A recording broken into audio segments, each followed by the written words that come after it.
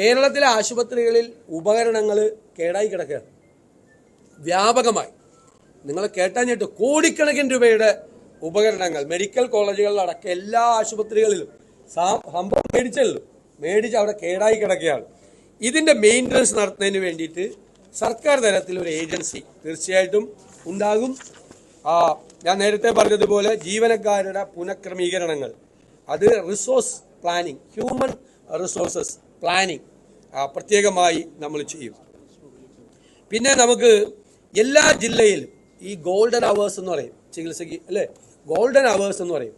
ആ ഗോൾഡൻ അവേഴ്സിൽ ചികിത്സ 24/7 എല്ലാ ജില്ലയിലും കിട്ടുന്നതിന് വേണ്ടിയിട്ടുള്ള സ്പെഷ്യാലിറ്റിയും സൂപ്പർ സ്പെഷ്യാലിറ്റിയും എല്ലാ ജില്ലകളിലും ഉറപ്പാക്കും. പിന്നെ നേരത്തെ പറഞ്ഞതുപോലെ സെക്കൻഡറി ആശുപത്രികളിൽ മറ്റേ എമർജൻസി ട്രീറ്റ്മെൻറ്റും ട്രോമ കെയറും ഉറപ്പാക്കും. അപ്പോൾ തന്നെ നമ്മൾ മെഡിക്കൽ കോളേജിലെ തിരക്കും കുറയും. നമുക്ക് ഈ ഗോൾഡൻ അവേഴ്സ് ആളെ സേവ് ചെയ്യേണ്ട ഗോൾഡൻ അവേഴ്സാണ്. അതാണ് മനുഷ്യ ജീവൻ രക്ഷപ്പെടുത്തേണ്ട സുവർണ നിമിഷങ്ങളാണ്. ആ നിമിഷങ്ങളിൽ അത് കറക്റ്റായി അഡ്രസ്സ് ചെയ്യപ്പെടും എന്ന് ഉറപ്പുവരുത്തും. അതെ, പ്രൈവറ്റിൽ പോകുന്നത് ഒഴിവാക്കാനും പറ്റും കൂടുതൽ പാവപ്പെട്ടവർക്ക്. പിന്നെ എല്ലാ പഞ്ചായത്തിലും 4 മിനിറ്റിനുള്ളിൽ അടിയന്തര ചികിത്സാ സൗകര്യമുള്ള ആംബുലൻസ് എത്തുന്ന രീതിയിലുള്ള ഒരു ആംബുലൻസ് ഡിപ്ലോയ്മെൻറ്റ്, അത് നമ്മുടെ ഒരു പ്ലാനാണ്. കറക്റ്റായിട്ടുള്ളൊരു അതിന് നമുക്ക് സ്വകാര്യ ഏജൻസികളെ, പ്രൈവറ്റ് ഇതിനെ, പല സംഘടനകളെ എല്ലാവരെയും കൂടി, ലോക്കൽ ബോഡികളെ എല്ലാവരെയും കൂടി ഇൻ്റഗ്രേറ്റ് ചെയ്തുകൊണ്ട് ഗവൺമെൻറ്റിൻ്റെ ഒരു പ്രോജക്റ്റ് ഈ ആംബുലൻസ് ഡിപ്ലോയ്മെൻറ്റ് കറക്റ്റായിട്ട് സംവിധാനങ്ങളുള്ള എന്ന് വരുത്തും. അതുപോലെ നിലവിലുള്ള ഇൻഷുറൻസ് സംവിധാനങ്ങൾ മുഴുവൻ ഉടച്ചുവാർക്കും. ദാരിദ്ര്യ മേഖലയ്ക്ക് താഴെയുള്ളവരെയും മുകളിലുള്ളവരെ അർഹരാവുകയും, അതായത് മിസ്സിംഗ് മിഡിൽ എന്ന് പറയും, സഹായിക്കുന്ന സമഗ്രമായ പദ്ധതി ഉണ്ടാവും. അത് യൂണിവേഴ്സൽ ഹെൽത്ത് പ്രൊട്ടക്ഷൻ സ്കീമിൻ്റെ ഭാഗം ഔട്ട് ഓഫ് പോക്കറ്റ് എക്സ്പെൻസ് കുറച്ചു വരുന്നതിൻ്റെ ഭാഗമായിട്ട് അത് ചെയ്യും. പിന്നെ ഇൻഷുറൻസ് കവറേജ് ലഭിക്കാത്ത ലോവർ ആൻഡ് അപ്പർ മിഡിൽ ക്ലാസിൻ്റെ കാര്യമാണ് ഇപ്പോൾ സൂചിപ്പിച്ചത്. അന്താരാഷ്ട്ര കമ്പനികളുടെ കാര്യങ്ങളിലൂടെ പറഞ്ഞു. പിന്നെ മെഡിസെപ്പിൻ്റെ പരാജയ കാരണങ്ങൾ പരിശോധിക്കും. മെഡിസെപ്പിൽ നിന്ന് വിട്ടുനിൽക്കുന്ന സ്വകാര്യ ആശുപത്രികളെ തിരികെ കൊണ്ടുവരും. അതിനാവശ്യമായ വിഹിതം ഗവൺമെൻറ് നൽകും. പിന്നെ പബ്ലിക് ഹെൽത്ത് കെയറിൻ്റെ കാര്യം പറഞ്ഞു. രോഗപ്രതിരോധ പ്രവർത്തനങ്ങൾ ഈ PH സെൻ്ററിൽ ഊന്നി കുറച്ചുകൂടി ശക്തമാക്കേണ്ട ആവശ്യമുണ്ട്. കാരണം കേരളത്തിൽ ലോകത്തിലുള്ള എല്ലാ സാംക്രമിക രോഗങ്ങളും കേരളത്തിലുണ്ട്. അത് നമ്മുടെ കമ്മീഷൻ്റെ ഫൈൻഡിങ് കൂടിയാണ്. അവർ വളരെ ഡീറ്റെയിൽ ആയിട്ടുള്ള റിപ്പോർട്ടിൽ അതെല്ലാം പഠിച്ച് തന്നിരുന്നു. എല്ലാ സാംക്രമിക രോഗങ്ങളും ഉള്ള ഒരു സംസ്ഥാനമാണ് കേരളം. പിന്നെ നമ്മൾ നമുക്കൊരു ഡിജിറ്റൽ ഇൻ്റഗ്രേഷൻ നടത്തേണ്ട ഒരു സമയം യഥാർത്ഥത്തിലായി. അതിൽ സ്വകാര്യ ആശുപത്രികളെ കൂടി കൊണ്ടുവന്നുകൊണ്ടാണ് അത് പ്ലാൻ ചെയ്യുന്നത്. ഒരു ഹെൽത്ത് കോർഡിനേഷൻ കൂടിയാണ്. അതിനൊരു പേഷ്യൻ്റ് നാവിഗേഷൻ ഉൾപ്പെടെയുള്ള ആധുനികമായ മുഴുവൻ സങ്കേതങ്ങൾ ഉപയോഗിക്കും സ്വകാര്യ ആശുപത്രിയിൽ. അതുപോലെ ഈ പേഷ്യൻ്റെ മൂവ്മെൻറ്റ്സ് ഒക്കെ വളരെ എളുപ്പമായിരിക്കും. പേഷ്യൻ്റ് നാവിഗേഷൻ എന്ന് പറയുന്ന ഒരു പുതിയ സിസ്റ്റം, അത് ആരോഗ്യ രംഗത്ത് നമുക്ക് ഇൻസ്റ്റാൾ ചെയ്യാൻ പറ്റാവുന്ന ഏറ്റവും ലേറ്റസ്റ്റ് ആയിട്ടുള്ള ആധുനികമായ ഒരു സാങ്കേതിക വിദ്യയാണ് ഈ പേഷ്യൻ്റ് നാവിഗേഷൻ, ഹെൽത്തിൻ്റെ കോർഡിനേഷന് വേണ്ടിയിട്ട്. അത് നമ്മൾ നടപ്പാക്കും. അതുപോലെ മുടങ്ങിക്കിടക്കുന്ന ടെലി കൺസൾട്ടേഷൻ, ആശുപത്രിയിലേക്ക് അധികം പേര് വരണ്ട എല്ലാ കാര്യത്തിനും. ടെലി കൺസൾട്ടേഷൻ കുറെ കൂടെ സീരിയസ് ആയിട്ട് നമ്മൾ റീചാർജ് ചെയ്യും. അപ്പോൾ കുറച്ചുകൂടി പേഷ്യൻസ് ആശുപത്രികളിലേക്ക് എത്തുന്നത് കുറച്ച്. ജീവനക്കാരുടെ കുറവ് നികത്താൻ ഉള്ള നേരത്തെ പറഞ്ഞു റിസോഴ്സ് പ്ലാനിങ് ഉണ്ടാവും. അതിൻ്റെ ഭാഗമായിട്ട് കൃത്യമായ കണക്കെടുപ്പുകൾ നടത്തും. ഇതെല്ലാം പറഞ്ഞ കാര്യങ്ങളാണ്.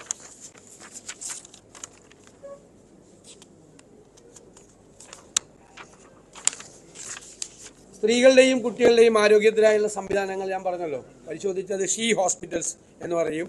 പിന്നെ അതുപോലെ പാരലൽ ഇതിൻ്റെ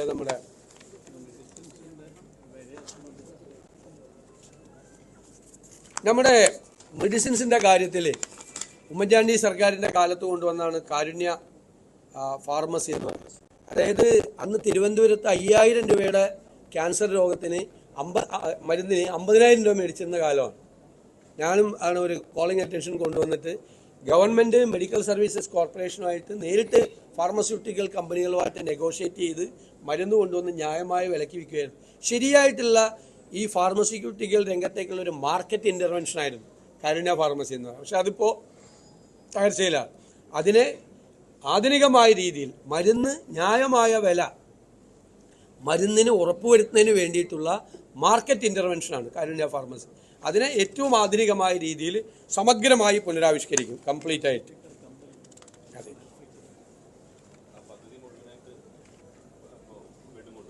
അതെ അതെ അതൊന്നുകൂടി റീസ്ട്രക്ചർ ചെയ്തുകൊണ്ടിരിക്കും ഇപ്പോഴത്തെ കാലഘട്ടത്തിനനുസരിച്ച്. അതുപോലെ നിപ്പ, എലിപ്പനി തുടങ്ങിയ ഞാൻ പറഞ്ഞല്ലോ സാംക്രമിക രോഗങ്ങൾ തടയാൻ അത് ഈ മൃഗങ്ങളിൽ നിന്നാണ് മനുഷ്യരിലേക്ക്, ഇപ്പോൾ വവ്വാലിൽ നിന്ന് പകരുന്നു, ഇതെല്ലാം പറഞ്ഞു. ഇതിന് WHO അടക്കമുള്ള ലോകത്തെല്ലായിടത്തും ചർച്ച ചെയ്യുന്നൊരു കാര്യം വൺ ഹെൽത്ത് എന്നുള്ള ആശയമാണ്. അതായത് മനുഷ്യൻ്റെ ആരോഗ്യം മാത്രമല്ല പ്രധാനം, പ്രകൃതിയിലെ ജീവികളുടെ കൂടി ആരോഗ്യം വളരെ പ്രധാനമാണ്. എല്ലാവരും, നമ്മൾ മാത്രം ആരോഗ്യം സമ്പന്നമായിരുന്ന നമുക്ക് ഈ ഇതിൽ നിന്ന് രോഗങ്ങൾ പകരും. അപ്പോൾ വൺ ഹെൽത്ത് പ്ലാറ്റ്ഫോം എന്നുള്ള കൺസെപ്റ്റ് കേരളത്തിൽ നടപ്പാക്കിയിട്ടില്ല. കേരളത്തിലാണ് അത്. ഇന്ത്യയിൽ ഇത്രയും സാംക്രമിക രോഗങ്ങളുള്ള ഒരു സംസ്ഥാനം എന്നുള്ള നിലയിൽ കേരളത്തിലാണ് അത് ആദ്യമായി നടപ്പാക്കേണ്ട ഒരു സംസ്ഥാനം. ആ വൺ ഹെൽത്ത് പ്ലാറ്റ്ഫോം കേരളത്തിൽ നടക്കും. അതുപോലെ മെൻ്റൽ ഹെൽത്ത് വളരെ സീരിയസ് ആണ്, കേരളത്തിൽ വളരെ സീരിയസ് ആണ്. അത് അഡ്രസ്സ് ചെയ്യാൻ വേണ്ടിയിട്ടുള്ള വലിയ പദ്ധതികൾ നമ്മൾ ഈ ഹെൽത്ത് പോളിസിയിലുണ്ട്. പ്രാഥമിക കേന്ദ്രങ്ങളുടെ ഭാഗമാക്കി തന്നെ മാനസികാരോഗ്യ സേവനങ്ങളെ മാറ്റണം. അതുപോലെ സ്ട്രോക്കിനും ഹൃദ്രോഗത്തിനും പൊതുമേഖലയിൽ തന്നെ മികച്ച ചികിത്സ ഉറപ്പാക്കണം. കാരണം സാധാരണക്കാർക്ക് അത് പോകാൻ പറ്റാം. പിന്നെ നേരത്തെ പറഞ്ഞതുപോലെ ഭിന്നശേഷിക്കാരുടെ പ്രശ്നങ്ങൾ പഠിച്ച് പരിഹാര നിർദ്ദേശങ്ങൾക്ക് പ്രത്യേകമായ പരിഗണന.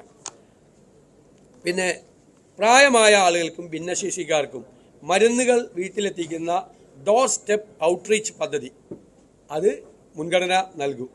വൃദ്ധ വനിതകൾക്ക് അംഗൻവാടിക്ക് സമാന്തരമായ അമ്മവാടി പദ്ധതി കൂടി ഇതിൻ്റെ ഭാഗമായിട്ട് ചെയ്യും. അതുപോലെ ആദിവാസികളുടെ കാര്യം പറഞ്ഞു.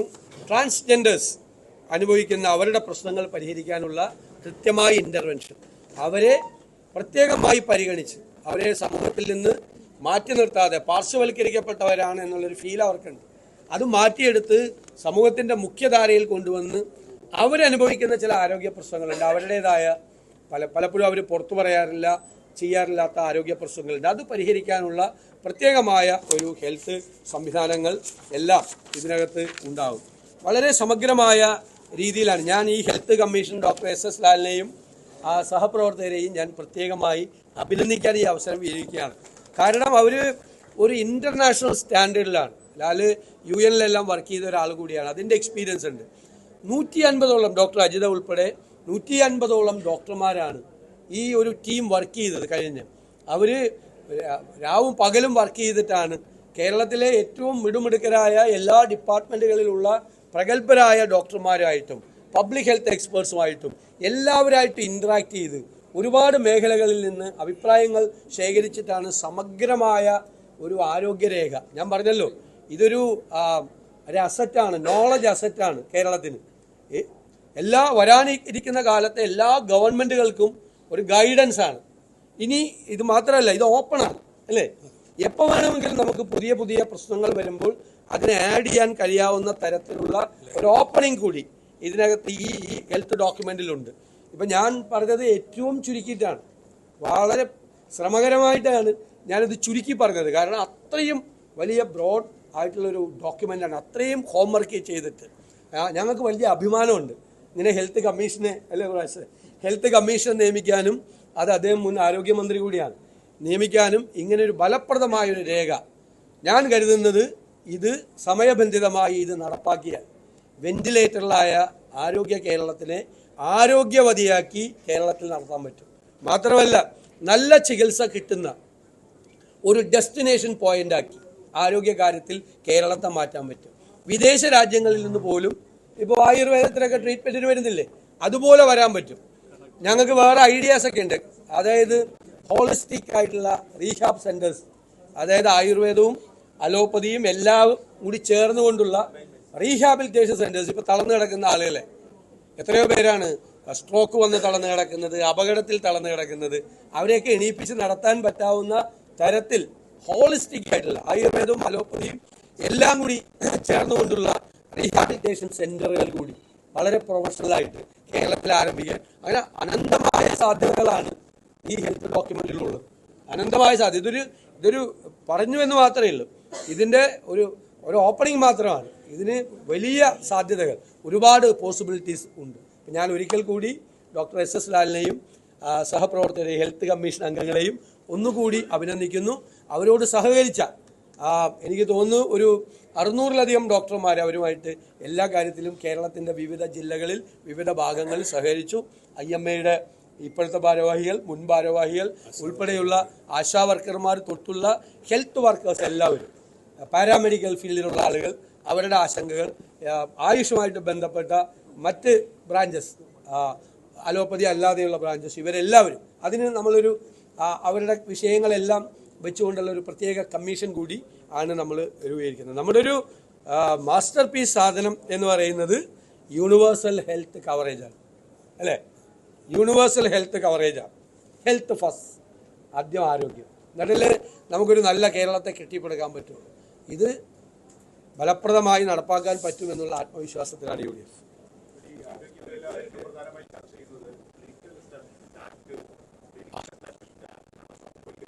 ഞങ്ങളത് അഡ്രസ് ചെയ്തിട്ടില്ല.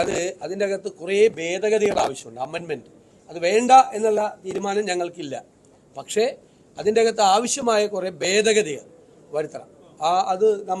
ഞങ്ങളത് സ്റ്റഡി ചെയ്തിട്ടുണ്ട് കമ്മീഷനിൽ. ഞാൻ 2 വാക്ക് കുറിച്ചല്ലോ അതൊക്കെ പറഞ്ഞു. അതല്ല അതിൻ്റെ വിശദാംശങ്ങൾ ഞങ്ങളുണ്ട്, വേറെ സെപ്പറേറ്റ് ആയിട്ട് നമ്മൾ പറയാം. ഞങ്ങളത് ഡോക്യുമെൻ്റാണ്. പ്രതിപക്ഷ നേതാവ് എല്ലാം കവർ ചെയ്ത് കഴിഞ്ഞു. ഇതിനകത്ത് എങ്ങനെ ഇല്ല വൺ ഹെൽത്ത് സെന്റർ ഉണ്ട്.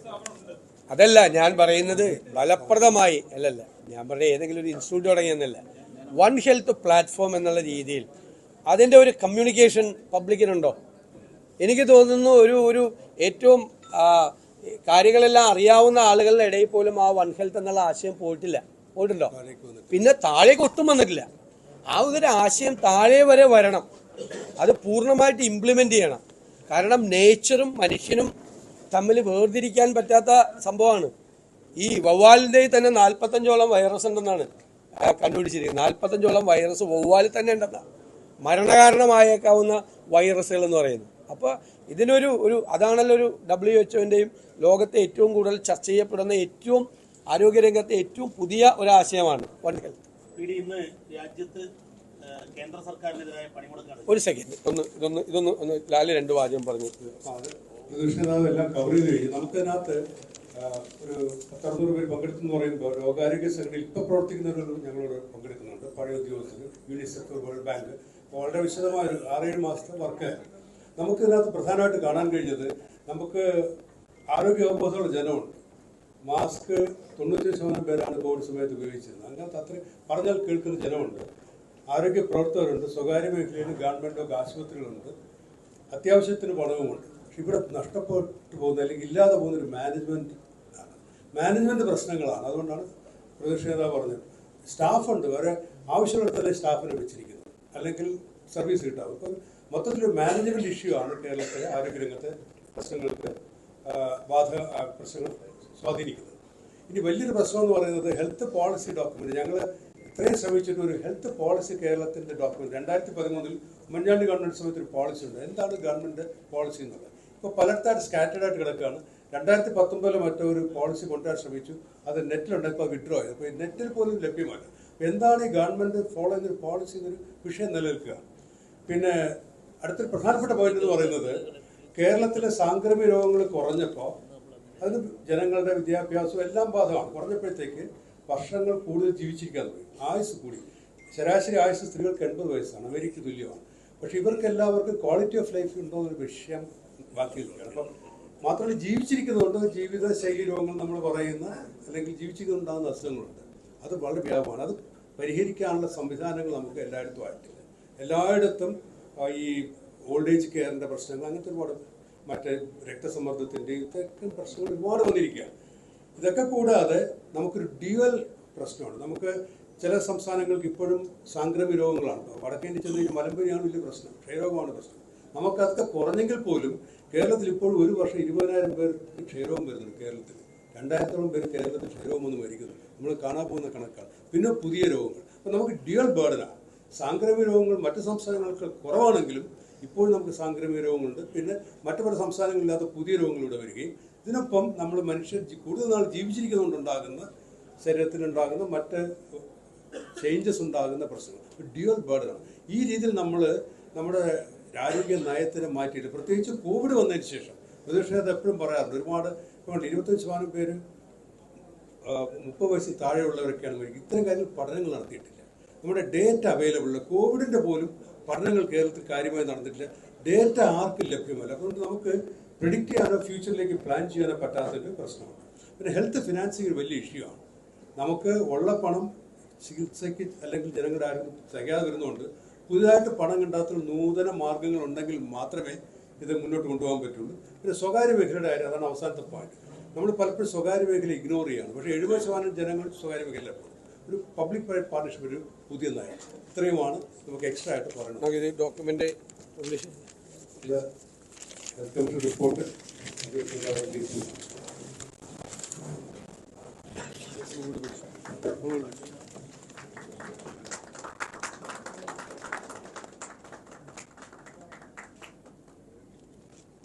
നിങ്ങൾക്ക് ഇതിന്റെ മെയിൻ ഫീച്ചേഴ്സ് തരാം. ഇന്ന് തന്നെ ഓൺലൈൻ അവൈലബിൾ ആണ്.